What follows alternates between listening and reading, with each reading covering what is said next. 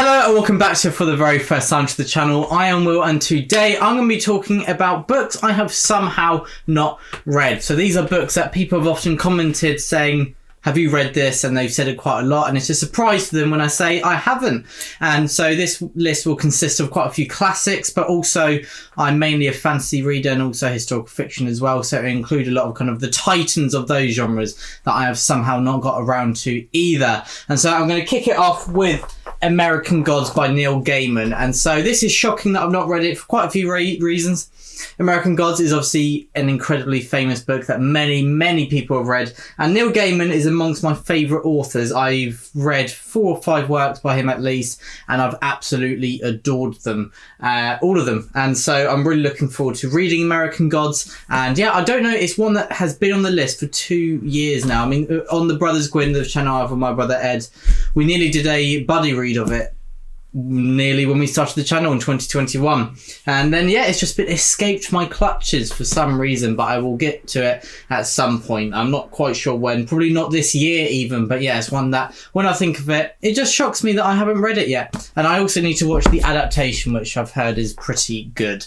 And then next up I have Malazan by Stephen Erickson, so book 1, Gardens of the Moon, and this is one that it has really intrigued me. I love quite a extensive developed world. I love that kind of depth that you can really immerse yourself in. It's one of the reasons that I absolutely adore Lord of the Rings and also Game of Thrones as A Song of Ice and Fire, because it has that rich history embedded within it and a wide cast of characters. And from what I've gathered, Malazan is like that. It can be quite heavy, it can be quite confusing at times, but in a way that is because it is a living, breathing, vivid and a kind of organic world, and that's what I've heard by the people who love the series. And those who don't love it as well, they say that it is obviously still a world with such depth to it, but it just didn't click with them. And so this is a series that I really feel has the potential to become one of my favourites if I do enjoy it. And yeah, so that's why it surprises me I've somehow not read it as of yet. Brother Ed has read the first 2 books, and so I may pillage his copy if I get to it at some point soon, which I hope I do. I really hope I do.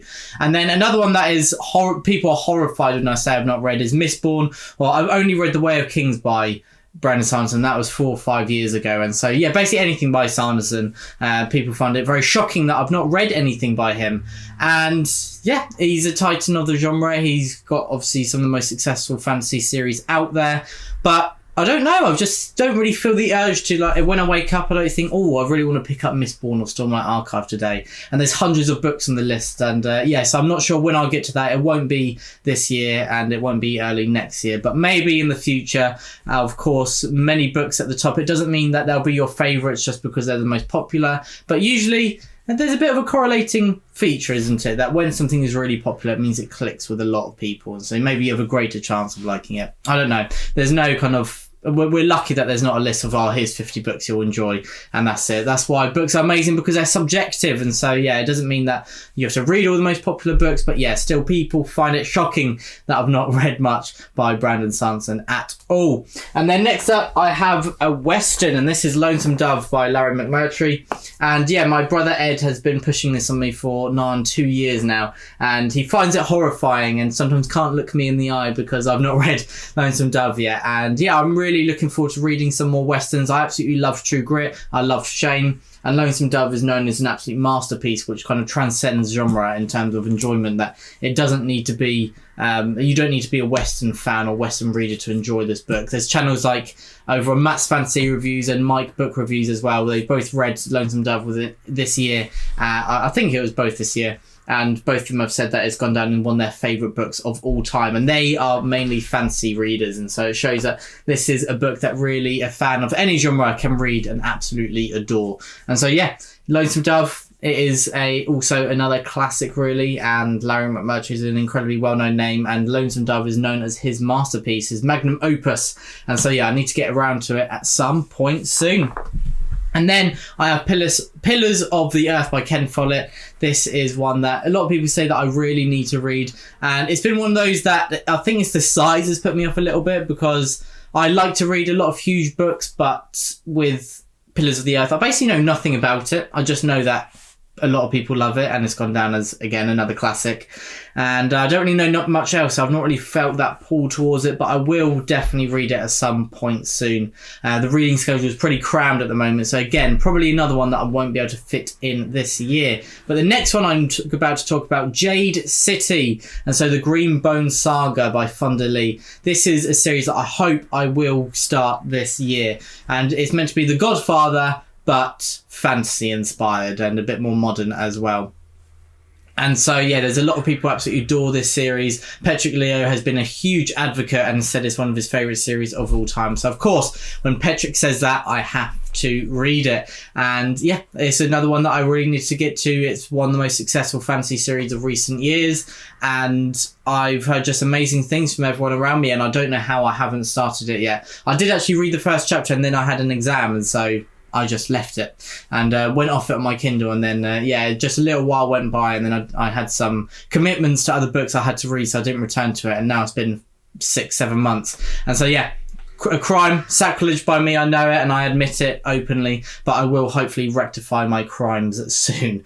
And then next up I have The Once and Future King. I am a huge Arthurian fan, Arthurian legend, historical fiction, or fantasy, whichever kind of genres that these Arthurian myths and tales are being put into. I just absolutely adore following them. I'm not sure if it's in camera shot, but I've got the Warlord Chronicles there, which I absolutely love. I've got that's by Bernard Cornwell, and then I also adore Lancelot and Camelot by Giles Christian, and I just love everything Arthur, basically. And so, I don't know how I haven't read The Once and Future King by T.H. White. I think it's 5 stories in here. It may be 4. Let me have a little quick look. But 4 incredibly well-known stories. And I believe the first one inspired the Disney film, The Sword in the Stone, which is that is a core part of my childhood, and I absolutely adored it. And so it's 5 different stories that make up this lovely book, and I'm definitely going to dive in at some point soon. I may start by just reading one, then leaving a little break, and then carrying on with another. If you have read this, please let me know if that is alright to do, or do I need to binge it? Let me know in the comments below, please. But that's another one that it just shocks me when I realise I haven't read it, especially when I consider myself to be a huge Arthurian nerd, basically. And then I have The Great Gatsby. This is one of those books that so many people read at school, but for some reason in my classes it wasn't given to me. And so I haven't read The Great Gatsby. I haven't even watched the film either, and so I really don't know what happens in it. I've somehow avoided those spoilers. Obviously, I know a lot of the thematic work and set in kind of the Great Depression. But that's The Great Gatsby, and another shocker that I haven't read yet. And as I'm going on to study English literature at degree level, I think I need to rectify that mistake, or I might be hunted down for not having read The Great Gatsby. And the same goes for the next one I'm about to talk about, and that is Romeo and Juliet. How have I not read this play by William Shakespeare? Probably his most famous play. And I've not read it. I've not watched the films again. So another one that I just have, obviously, a bit more spoiled. I think I know how Romeo and Juliet ends. It'd be pretty hard to avoid those spoilers. And I mean, can you call them spoilers when it was written that many hundreds of years ago? Still, but it's not one that I'm annoyed about knowing, because basically everyone in the last 200-300 years who's read Romeo and Juliet already know how it ends.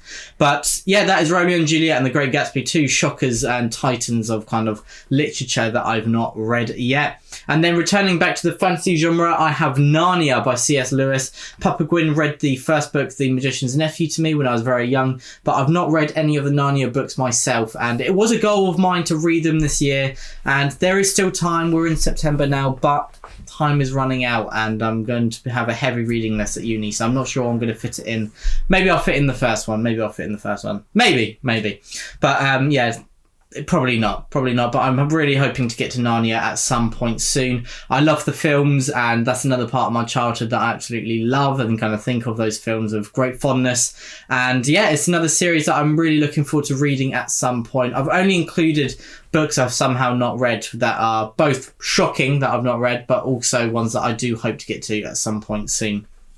And so, that is Narnia. And then next up, I have The Godfather, which I talked about, kind of Jade City, which is said to be kind of a fantasy version of The Godfather. But now going back to the root material, The Godfather 1 and 2, we don't talk about the third one, but the 2 film adaptations are 2 of my favourite films of all time. And so it's it is a crime that I've not read the book, The Godfather by Mario Puzo. My book reviews read this, I believe it was in 2023 or a few months ago anyway, and absolutely adored it. And so I'm really looking forward to reading The Godfather.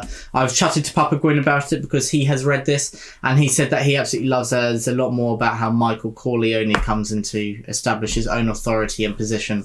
And that's kind of the main bit from the film that was cut out that he wished was still in it, but he's a huge fan of the films and of the book as well. And so yeah, I'm really looking forward to reading The Godfather, and this is probably, out of all the books I'm talking about today, this is the one that I'll probably get to first. And yeah, I feel real passion in me, in the desire to pick this up and just blitz through it, because as I said, absolutely adore those films, love kind of the themes that are at play, that kind of that family at the core of everything, but also the idea of corruption as well. I absolutely just love it, and I adore the films, and I hear that the thematic work in The Godfather and the characters just leap off of the page.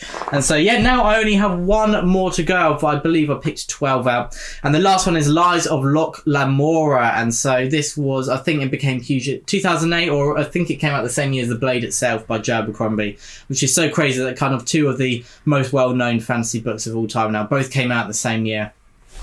And this is known for its, I think it can be, some people love it, some people hate it, because I think it jumps back in time. It has those kind of different timelines and flashbacks, which some people have an avid hate for. And yeah, everyone has different reading taste, don't they? But for me, I don't think that would be a problem for me. When it's done well, I absolutely adore it. I love how it kind of when people can link those different timelines, like in Empire of the Vampire by Jay Kristoff. When it's done well, it really pays off, and I love kind of the mysteries that each separate line brings up. And yeah, my brother Ed, I think he's read Lies of Lamora, and he really enjoyed it. He said that he thinks it'd be a book that I really enjoy, with two kind of the main characters. I think they're meant to be brilliant character work, and the dialogue as well, I think it's meant to be very sharp and yeah, very vivid as well, and the characters are meant to again leap off of the page.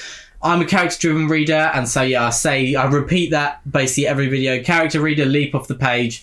I like to talk about my favourite books, and that's what they have in common, really, that they have characters that feel real and vivid. And so yeah, I do repeat myself quite a bit because I'm talking about the same things that I love in books, and so apologies for that. But yeah, I'm really looking forward to reading Locke Lamora because I've heard that it has those things in them. And so there we go. They are 12 books that I have somehow not read across many different genres, going from Neil Gaiman to Brandon Sanderson to Mario Puzo and so on and so forth. And so yeah, they are 12 books that plays as well, 12 works that I really hope to get to at some point, and people seem to be shocked that I haven't read yet. And everyone, please let me know books that you feel like, how have I not read that yet? And yeah, let me know ones that have kind of avoided your clutches, your grasp, but hopefully you get to soon. And yeah, everyone, as always, thank you so much for watching, and stay safe.